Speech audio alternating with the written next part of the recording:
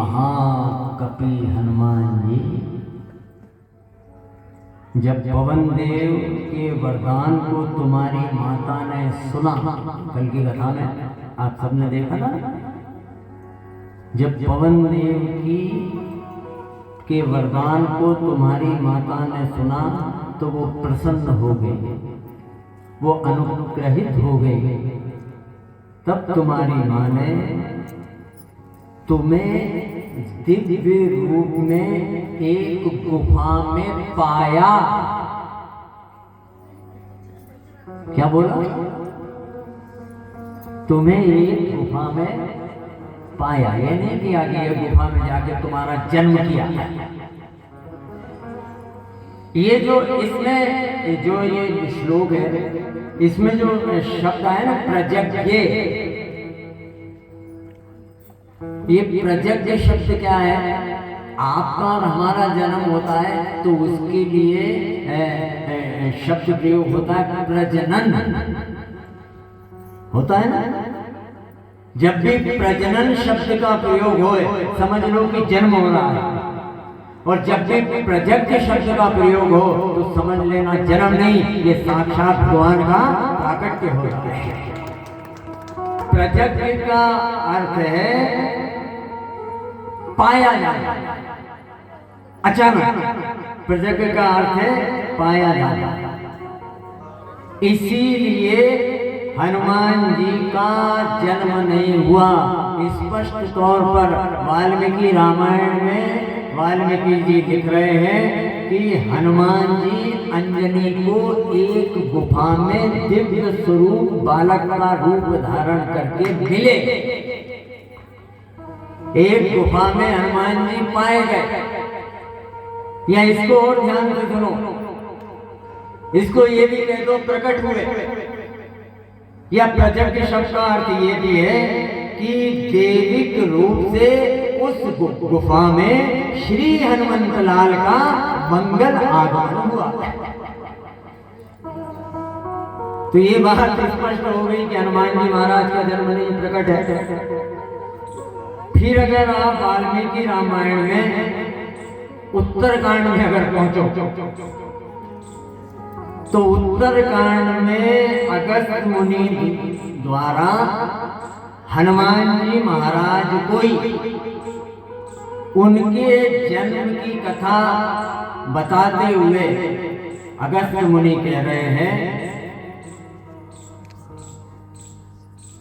अगस्त मुनि कह रहे हैं कि तुम वानरराज केसरी और वायु दोनों के पुत्र हो। तुम दोनों के पुत्र हो और तुम प्रकट कहां पर हुए हो? सुमेरु पर्वत पर। ठीक। और ये सुमेरु पर्वत कौन सा पर्वत है? जिसने भगवान शिव को प्रसन्न करने के लिए घोर तपस्या की। शिव प्रसन्न हुए, सुमेरु से कहा मांगो क्या मांगते हो? तो सुमेरु ने कहा कि मेरी काया को आप स्वर्ण जैसा बना दो। तो शिव ने वरदान दिया और सुमेरु को स्वर्ण में बना दिया, इसलिए उसका नाम पड़ा सुमेरु। पहले इस पर्वत का नाम था ऋषि मुख, और इसने तपस्या की। जब ये स्वर्ण का बन गया तो इसका नाम क्या पड़ा? सुमेरु। तो उत्तरकांड में कह रहे हैं अगस्त मुनि, सुवर्ण दत्त वरस्य स्वर्ण सुमेरु नाम पर्वतः। शिव से वरदान प्राप्त करके वो स्वर्ण का हुआ, और वहां पर था कौन?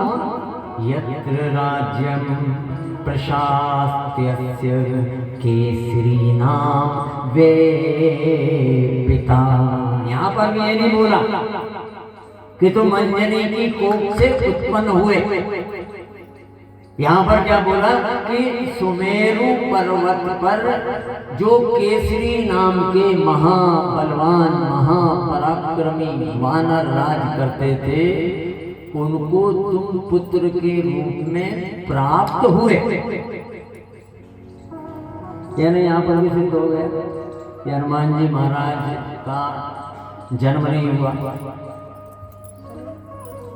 हनुमान जी महाराज स्वयं महाभारत जिनने पढ़ी हो उसमें जो वन पर्व है, वन पर्व में जब आपको कथा बताई है कि भीम और अर्जुन का आपस में संवाद हुआ,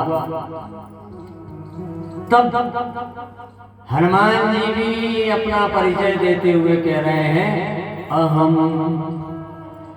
केसरी रणक्षेत्रे वायुनां जगदायुषा जातः कमलपत्र हनुमान नाम वानरः। ये महाभारत है। हे भीम, मैं पवन का पुत्र हूँ और केसरी नामक वानर को मैं हनुमान के रूप में प्राप्त हुआ। यहाँ पर भी देखो महाभारत में भी ये सिद्ध हो रहा है कि हनुमान जी का जन्म नहीं हुआ, हनुमान जी का क्या हुआ है, प्राकट्य हुआ है। और ये हनुमान जी स्वयं जब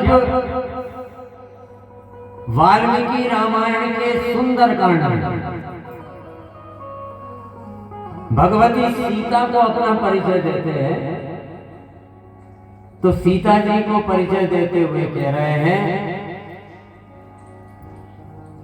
कि हे वैदेह नंदिनी,